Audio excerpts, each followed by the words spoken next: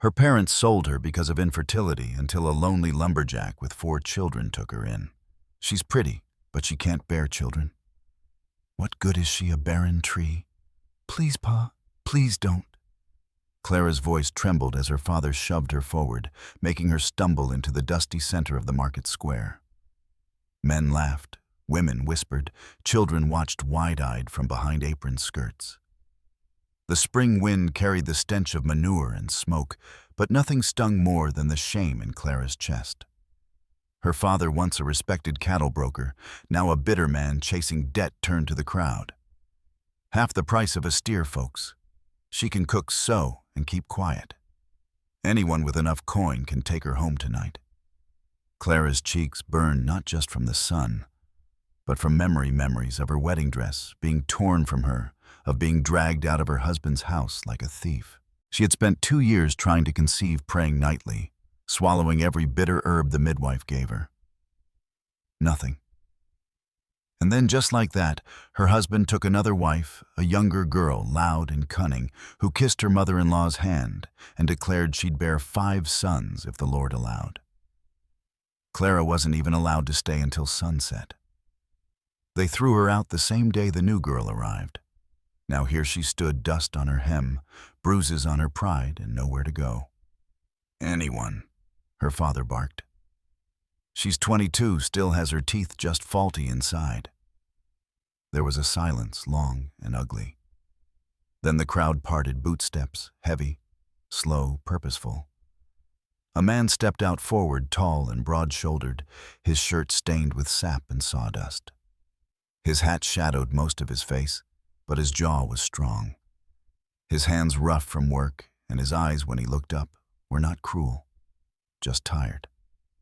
Silas didn't speak. He reached into the folds of his coat and pulled out a leather pouch. The coins clinked as they hit the table. No bartering, no question, just enough to silence the jeers. Clara's father raised an eyebrow. "You sure she don't come with a refund?" Silas looked at Clara for one long moment, then turned back to her father. "She won't be judged anymore." That was all he said. Then he turned and walked away without glancing to see if she followed. Clara stood, frozen hands, trembling. Was this really better? Was this mercy, or just another prison? The crowd was already losing interest, drifting away. Her father gave her a shove. "Go on then. You're his now." She picked up her satchel, barely anything in it but a pair of old shoes and a locket with her mother's face inside, and followed the man into the dust. Silas had a mule-drawn cart tied outside the blacksmith's. He didn't help her up, just waited. When she finally climbed in, he handed her a canteen. Long ride. She drank. The water tasted of tin and silence. They traveled in near quiet. The prairie stretching on either side, fields of dry grass, fences leaning like old men, and sky that went on forever. Clara glanced sideways at him more than once. His face was weathered, but not old, maybe 30, maybe younger. There was no wedding ring on his hand, just a nick on the knuckle and a splinter stuck in his thumb. Why, she finally whispered. "Why'd you take me?" He didn't look at her. 4 kids, he said flatly. No mother, no time to find one the polite way. Clara's breath caught. "So I'm a governess?" "No, just someone not cruel. That's enough." The cart rocked as they crossed a creek bed. Her heart beat in her ears. That night they arrived at a cabin nestled in a grove of pine and cottonwood. The front porch sagged. A wagon wheel leaned against the barn. Chickens scattered as they pulled in. 4 children peeked from behind a curtain, 3 boys, 1 girl, all with red cheeks and wide, suspicious eyes. "This is Miss Clara," Silas told them. "She'll be staying." The youngest boy, barely 3, toddled over and wrapped his arms around Silas's leg. Silas picked him up with one hand and opened the door with the other. "Room upstairs," he said to Clara. "Warm water's in the bucket." She climbed the stairs, her legs shaking. The bed was small but clean. A single window overlooked the field. She sat on the edge and wept soft and without sound. She had not chosen this. But for the first time in weeks, no one asked her why she was broken, and no one demanded she be anything else. Silas's cabin stood quiet at the edge of the pine woods, like it had always been there, grown from bark and time. The roof was patched with tarred hides, the porch creaked under every step, and there was no front door, only a blanket nailed over the frame to keep the wind out. Inside, the air smelled of pine resin, old bread, and children's socks. The 4 little ones weren't saints. They were wild like pups, quick to scatter, slow to trust. The oldest boy, Josiah, tested Clara with narrowed eyes. The second, Eli, was louder, always hungry. The girl, Hannah, clung to her father's pant leg like a burr. And the youngest, Benji, could not say her name yet, but followed her shadow like it was safer than his own. Clara started slowly. She boiled water on the wood stove, burned the first pot of beans, and cried when the bread didn't rise. She stitched socks with fingers that hadn't held a needle in weeks. She did not speak much. Her voice was too fragile still. One afternoon, while trying to lift a pot of stew, she slipped and sent the whole thing crashing to the floor. The sound startled the hens outside. The children froze. Clara stared at the mess in horror, sure that a slap or scream would follow. But Silas only walked over, squatted down, picked up the pot and said, "It's only stew." That was all. No anger, no disappointment. That night she sat outside on the porch, trying not to cry again. She failed. Later she tucked the children in. Her hands shook a little as she pulled the quilt over Benji's chest. He coughed. Hannah whimpered and clung to her again. She tried humming an old lullaby, her voice unsure, trembling like the wick of a dying candle.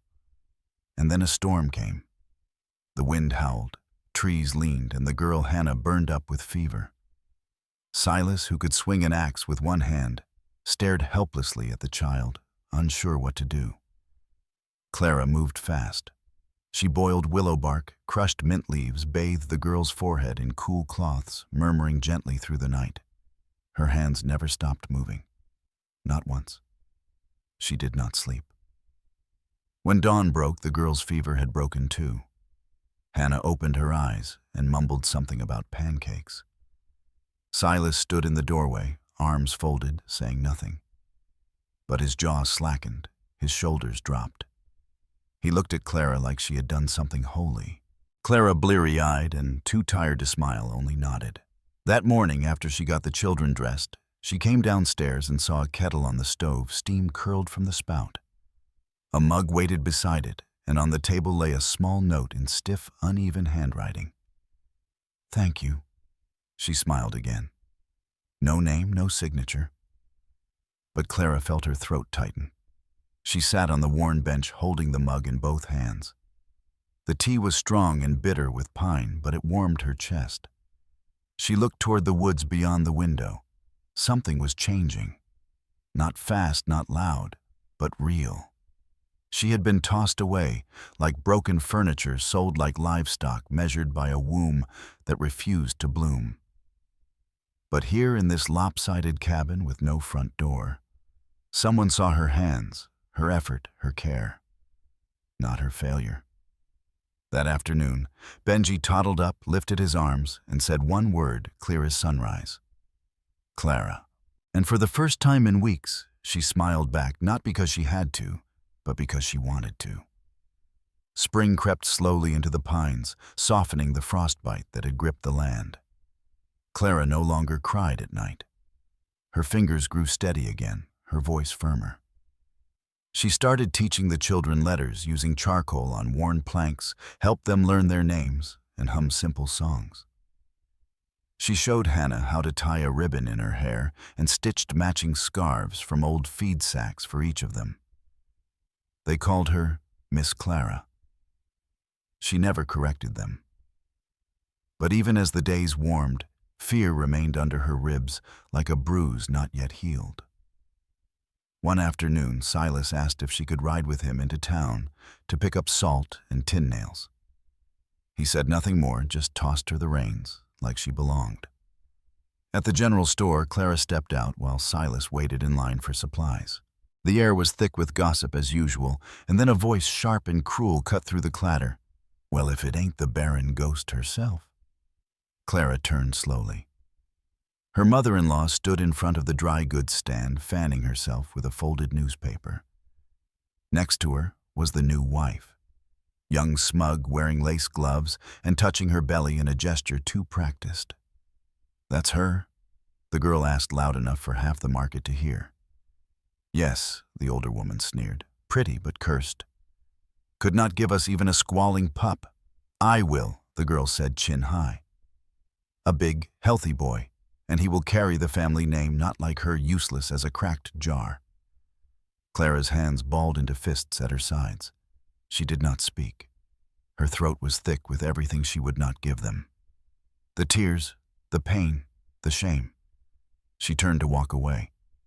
Then a hand touched her shoulder, Silas. He had stepped out from the shade of the store dirt, still clinging to his boots, eyes like storm clouds. He looked at the two women without blinking, then turned to Clara, his voice even and low. "She is the only one who can get my daughter to sleep," he said. "The only one who taught Benji not to throw stones. The only one who makes our house feel like it has a roof." Neither woman responded. They just stared. Then Silas led Clara away. No more words wasted. Clara sat quiet the whole wagon ride back. That night, when the children were asleep, she made a little wreath from the wild asters that bloomed near the well. She did not know why. She just needed to make something soft with her own hands again. Weeks passed. Then the whispers began. The new wife, so proud and fertile, still had no child. Her belly stayed flat. Her voice grew sharper. She refused to go to church. Whispers turned to rumors. She had taken up with a mail rider from the post station. Desperation her to a dangerous plan, fake a pregnancy by any means. But truth has a smell, and it clings. Her husband found out. The news spread like fire. He kicked her out, tore down the nursery curtains, cursed the lies. He aged a decade in days. Then one morning, Clara was in town buying flour when he appeared. Her ex-husband. He looked worn and wrinkled, hat crushed in his hands, shame on every line of his face. "Clara," he said, soft and broken. "I was wrong. I see it now. You are the only woman who ever truly cared for me. The only one who—" She raised her hand. "I remember the day you let your mother spit on me. The day you threw me out like a spoiled meal because my body could not do what yours could not either." "Ha!" He swallowed, eyes darting. "I was a fool." Clara stepped forward, voice steady. "I have 4 children who hug me when I wake up. I have a man who never asks what I cannot give, only what I want to share. My house is full of warmth, of laughter, of peace." She paused. "And I would rather sweep ashes for Silas than sit in your parlor like a porcelain trophy." He opened his mouth, but said nothing. She turned and walked away. From across the street, Silas stood holding a sack of rice. He had seen it all, heard it all. His face held no pride, only something deeper, gratitude and love, not born of pity, but of choice, chosen not once, but every day. The sky was streaked with ash and orange, a tired dusk settling over the valley when Clara stepped out to the well. She had forgotten to fetch water for the morning. The children were asleep. The night was quiet. She did not notice the man, at first Jed the trapper from down the ridge, half drunk as usual, leaning on the fence post that bordered their property. "Look who it is," he slurred. "The pretty little mule Silas dragged home from the market. Thought you were barren, but heard you've been raising kids just fine." Clara stiffened. "It is late, Jed. You should head home." He chuckled. "Just wanted a look." Silas keeps you locked up tighter than a coin purse. She turned to leave, but he moved fast, too fast. His hand closed around her wrist, rough, unwashed, the grip tighter than necessary. Come on now, he breathed, reeking of sweat and whiskey. You owe us all a little smile after all that gossip. Before she could scream, before she could wrench free, a shadow moved like thunder from the barn. Silas. He was there in an instant. No words, no warning. One punch, clean, fast, straight to Jed's jaw. The man crumpled like wet canvas to the dirt. For a moment all was still. Even the wind seemed to stop. Silas stood over him. Chest heaving, blood trickled from his knuckles. Clara stared, heart pounding, but not from fear. She had never seen Silas raise his voice, let alone his hand. Jed groaned on the ground, but Silas did not look at him. He turned to Clara instead, eyes dark and wild. You all right? He asked, voice low. She nodded, but her eyes were glassy. Her hands trembled. I'm sorry, she whispered, though she was not sure why. Silas stepped closer, untying the red kerchief from his neck. Gently he reached for her hand, the one Jed had grabbed, and wrapped the cloth around her wrist. No one touches you, he said. Not unless I say. His voice was not angry, just firm, final. Then he looked at his own hand, bruised, bleeding, and shook his head. Damn fool, he muttered more to himself than her. Back inside, Clara washed his knuckles. She used boiled water and a clean scrap of muslin. The room was silent, but full of tension of something unnamed. You did not have to, she said quietly. He would have left. Silas looked at her eyes, softening. He should not have grabbed you. She dabbed at the blood. Still, you do not even like fighting. I like less seeing someone hurt you. She blinked hard, breath-catching. I cried, she admitted. But not because I was scared. Because no one's ever stood up for me like that. He said nothing, just looked at her like she was something delicate but not breakable, something worth defending. When she finished, she sat back. He flexed his fingers. Thank you, she said. Silas shrugged. I reckon I do not want a world where folks like him think they can talk to you that way. She smiled, small and grateful. Her wrist still ached, but her heart, for the first time in years, felt held. Outside, the stars were sharp and bright. Inside, a man who never raised his voice had finally raised his hand for her. And she, a woman always told she was too little to matter, had been shielded like something precious. It was not love yet, but it was the shape love might take. It was a morning lined with frost, the kind that clung to fence posts and left breath visible. Clara was kneading dough in the kitchen when the scream rang out across the yard, sharp, high, and unmistakably one of the children. She dropped the bowl flour flying into the air like snow and ran barefoot across the packed dirt. Silas's youngest son, Caleb, was crumpled near the woodpile. His leg was twisted awkwardly beneath him, the axe lying nearby, its edge streaked with red. Oh, God, she whispered, dropping to her knees. Silas was already there, his face, tight arms steady as he lifted the boy gently. Go boil water, he said, voice calm but urgent. Bring the bandages from the pantry. She ran, her heart hammering, her hands clumsy with haste.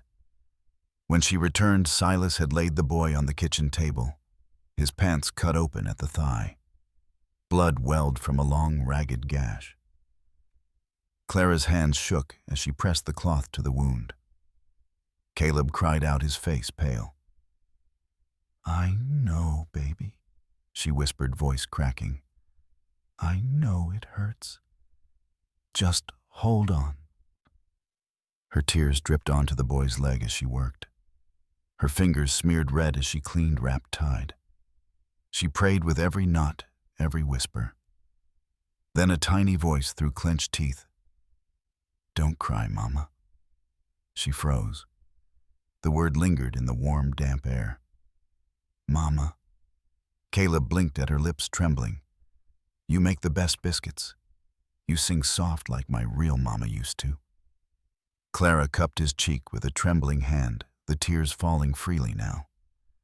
Later, when the boy was resting, his leg elevated, the other children gathered near the fire. One brought her a blanket. Another offered her a carved toy horse. "Papa said you're staying," said the middle child, a freckled girl with a serious brow. "Does that mean you're our mama now?" Clara could not speak. She only nodded, and they did not need more. From that night on, they called her Mama without prompting. It was not loud, not ceremonious, just real.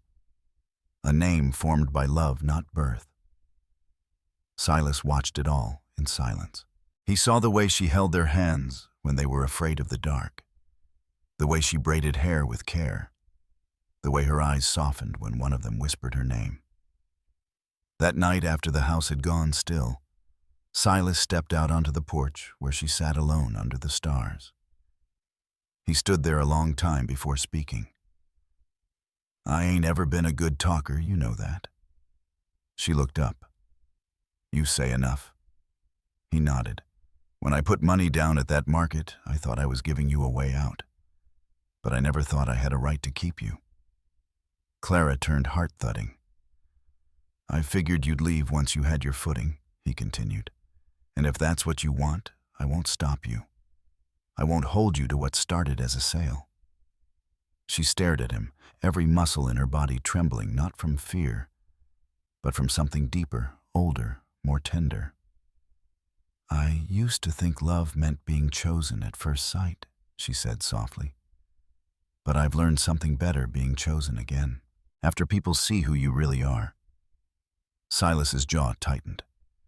"If you're not sending me away," she added, "then I'm not going." The porch creaked beneath her as she stepped toward him, took his calloused hand. "I may not have made these children," she said, "but they made me something I thought I'd never be. And you let me be that without demanding anything in return." He looked at her, then not with desire, not with guilt, but with awe, like she was the one who had rescued him. "I just wanted you safe," he said. "And now I want more than safe," she replied. He pulled her gently into his arms, not as a man claiming a prize, but as a man who had been given a second chance and was wise enough to hold it gently. Inside, the fire crackled low. Outside, frost crept across the ground, but in between them, warmth grew, a quiet promise built not on blood, but on belonging. The morning sun filtered through the pine trees, golden and soft, as Clara walked hand in hand with the oldest of Silas's children down the dirt path that led to the one-room schoolhouse. His hand was small but firm in hers, warm with trust. He was 10, bright-eyed, with a defiant smirk that often made her want to both scold and kiss his forehead. Today, though, he was quiet, maybe nervous. He clutched his reader book like it was a life raft. When they reached the little building, the teacher, a tall, lean man with spectacles too large for his nose, welcomed them inside. "We're just catching up on paperwork," he said politely, flipping through some forms. "I just need to finalize the birth registry, Mom." Clara nodded, smoothing the boy's collar. "What's your full name, son?" the teacher asked. The boy straightened, Thomas Jennings. "And your mother's name?" There was a pause. The teacher's pen hovered. Clara's breath caught. Thomas looked up at her, then back at the teacher, his voice clear and sure. "Clara Silas." She blinked. Her heart felt like it had been caught mid-beat. "Is that your mother's married name?" the teacher asked, slightly confused. Thomas nodded with a seriousness too old for his age. "That's what we call her." The teacher, perhaps used to complexities in frontier families, simply wrote it down and smiled. "Very well. Clara Silas it is." Clara felt the sting behind her eyes long after they stepped back outside. She had worn many names in her life. Clara Barnes, daughter of a man who sold her. Clara Jennings' wife to a man who rejected her womb before her heart. Clara. Nothing whispered behind her back in the market. But this name had not been given by law or man. It had been spoken by a child with no reason to lie, no need to flatter. Just truth. When they returned to the cabin, the smell of smoke and pine welcomed them. Silas was at the table carving something small, a bird maybe. He looked up at her with a soft grunt. "The boy do all right?" "He did more than all right," she whispered. Later that evening, as she folded laundry by the fireplace, Silas came over and set something beside her. It was a leather-bound notebook, its pages clean and untouched. He sat down beside her hands, resting on his knees. "I don't got much to offer that ain't covered in sap or dirt," he said slowly. "But I figure, if anyone earned a fresh page, it's you." She opened the book, ran her fingers over the first page. "Blank ready?" "I used to dream of starting over," she said, "but I never thought I'd get to write the story myself." Silas nodded. "You write what you want or nothing. It's yours." She looked at him. "Will you read it, only if you let me?" She turned back to the page, held the pen like it was a promise. And slowly, with deliberate strokes, she wrote, "Today is the first day I was loved without having to give birth to anyone." She did not look up as she wrote it. She did not need to. Because the warmth at her side, the quiet trust in the cabin, the way Thomas had said her name, all of it was real. When she finished, Silas gently took the pen from her fingers and set it down. He leaned forward, pressing his forehead softly against hers. "Thank you," he murmured. "For what?" "For staying long enough for us to love you, right?" And in that quiet, fire-warmed room, the woman once sold for less than a cow was reborn not through law or marriage, but through something deeper, something true. The heat settled over the land like a curse. Rain had not touched the soil in over 7 weeks. The once green edges of Cross Hollow were now brittle and cracked, as if the ground itself had forgotten how to breathe. Trees leaned in silence. The creek behind the house, once lively with frogs and laughter, had thinned to a muddy trickle. Crops withered under the relentless sun. The corn died first, then the beans. Silas did not say much, but his shoulders carried more weight with each passing day.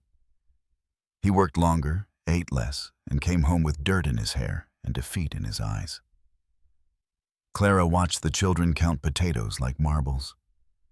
She heard their stomachs growl at night, though none complained. Even the youngest had learned to be brave when there was nothing left to cry over. But Clara would not accept silence. Not now. She woke before dawn and filled every bucket, pot, and wash basin with water from the deepest well. Then she pulled a scarf over her hair, wrapped her hands in cloth, and marched toward the dead garden. She dug even when the earth was hard as stone. She broke the dirt open, turned it over, made room for roots even where life seemed unwelcome. The other workers watched her. Some shook their heads. A few offered to help, but she refused. This was her fight. Every morning she watered the patch. Every evening she checked the soil. When the leaves sagged, she sang old lullabies as she poured water gently at their base. One afternoon, Silas stumbled through the door, face pale, knees buckling. She caught him before he hit the ground. "Just tired," he rasped, waving her off. But she felt the heat on his skin. He burned with fever for 2 nights. Clara stayed beside him, wiping sweat from his brow, spooning broth into his mouth between fits of coughing. She spoke softly stories of green and warm bread, though her voice trembled with fear. One night, as the wind howled like a ghost against the shutters, Silas turned in his sleep. His hand reached out blindly, and he muttered, "Clara, do not leave me, not you too." Her breath caught. She leaned down, lips brushing his temple. "I am not going anywhere," she whispered. "Not when I am needed. And here I am needed." The fever broke by dawn. When he opened his eyes, she was there, hair undone, dirt smudged on her cheek, hands, rough from the hoe, but warm as ever. "You look like hell," he croaked. She laughed. "You should see yourself." Outside the garden was not dead. Not yet. Tiny green shoots had started pushing through, reaching for life. A week later, one of the boys ran in, shouting, "Clara, there's a tomato!" Clara ran out. There it was, red and stubborn, clinging to a vine, as if defying the sun itself. Silas followed slowly. He stood beside her, staring at that single fruit. How he asked, voice raw. She looked at him. "You taught me not everything worth keeping comes easy." He glanced down at her blistered hands. Then, without a word, he bent and kissed each knuckle, soft as rain. That night they shared the tomato between 6 people. It was cut into slivers thinner than coin, but everyone swore it was the best thing they had ever tasted. Later, as the fire crackled low and the children slept in tangled piles on the floor, Silas reached for her hand. "I do not have much left to give," he said. "The land is failing. My strength fades. All I have is this place, these kids, and you." She turned to him, her smile gentle. "Then that is more than enough, because before you, I had a name no one wanted to say. Now I have a garden that remembers my hands, children who call me home, and a man who asks me to stay, even in drought." Silas kissed her knuckles again. "You never needed rain to grow something beautiful." And outside, under a sky still waiting to forgive, the garden breathed. Alive, still trying, just like her. Years passed, but the wind on the hill never changed. It still carried the scent of dry earth, of pine needles baking in the sun, and the faint, stubborn sweetness of mustard greens growing against all odds. Clara's garden, once a handful of seeds on cracked soil, now stretched wide behind the house. It was not grand or orderly. It bent with the wind, grew in crooked lines, spilled over the rocks and into the path. But it was alive. It was hers. And every morning Silas stood on the porch, hands behind his back, watching her tend it. He never spoke while she worked. He just stood there, quiet as always, as if watching proof that miracles did not need loud voices to bloom. Then one spring the men came. Government men in clean boots and dustless hats, holding maps and promises. "There will be a railroad," one said, "right through this hill. We will pay good money." Clara stood silent beside Silas, fingers curled under her apron. "Think of what you could give your children," the man added. "A real home, not just land and stories." Silas looked past them, past the papers and suits and easy smiles, to the garden beyond. The plants swayed gently in the breeze. He saw the fence he had built with his own hands, the swing Clara had hung from the oak tree, the stones marking where the dog had been buried, the carved bench where they had sat that first hard winter. Everything that had ever truly belonged to him stood right there. "No," he said simply. They tried again, but he raised a hand. "I am not moving. This land is not for sale." Later that evening, he and Clara hammered a "someone was once allowed to stay here. That is enough." The news spread through the town. Some mocked him. Others nodded quietly, understanding more than they said. Years went by. Their children married, brought home grandchildren. The house filled with noise and bread baking and the clatter of small feet. Life carved itself into the hill-like roots, deep, steady, unseen from afar, but unshakable. And the garden never died. Even in drought, it came back. Not just mustard greens anymore, but beans, corn, onions, sunflowers, tall enough to hide behind. One crisp fall afternoon, a grandson asked Silas, "Grandpa, why do you never call it just Clara's garden?" Silas walked the boy to the gate and pointed to the archway above it. There, carved carefully into the wood, were the words, "She did not bear my blood, but she gave birth to the rest of my life." The boy blinked. "You mean she gave you a new start?" Silas smiled. "She gave me everything." When Clara passed, they buried her at the foot of the garden, under the same tree, where she had once hung wind chimes. On the stone, Silas etched one line by hand. Here grew everything she was never given, and all that she gave anyway. He sat beside that grave every morning. Until one day, he did not come out. They buried him beside her beneath the whispering tree. The garden never stopped growing. And long after the railroad curved around the hill, long after the suits forgot why they came, travelers would still pass the old fence and read the sign. Not for sale. Because sometimes a place remembers those who refuse to leave. Sometimes dry hills bloom for the ones who chose love when no one else did. If this story touched something quiet and true inside your heart, the way Clara's garden bloomed, where no one believed it could, then you are in the right place. At Wild West Love Stories, we bring you more than just romance. We bring you grit, sacrifice, and the kind of love that rises from dust and stays through drought. Stories like Clara and Silas's remind us that even the most forgotten hills can hold the deepest roots.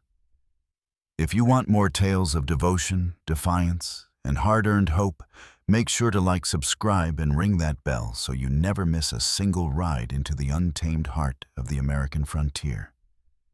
Because out here, love is never easy, but it is always worth it.